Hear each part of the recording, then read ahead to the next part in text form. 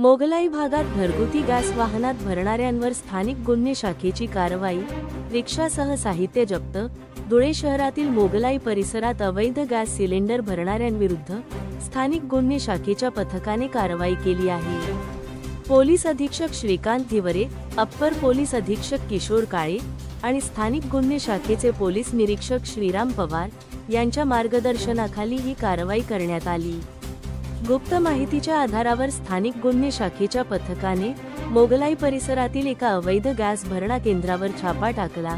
यावेळी पोलिसांनी एका गॅस सिलेंडर वाहनांमध्ये गॅस भरण्यासाठी वापरली जाणारी एक इलेक्ट्रिक मोटर आणि एक रिक्षा जप्त केली।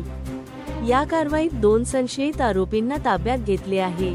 या कारवाईने अवैध गॅस भरण्याचे केंद्र उद्ध्वस्त झाले असून पुढील तपास सुरू आहे। स्थानिक गुन्हे शाखेच्या पथकाने या कारवाईत महत्त्वाची भूमिका बजावली आहे। धुळे क्राईम न्यूजसाठी अब्दुल रहमान मलिक, धुळे।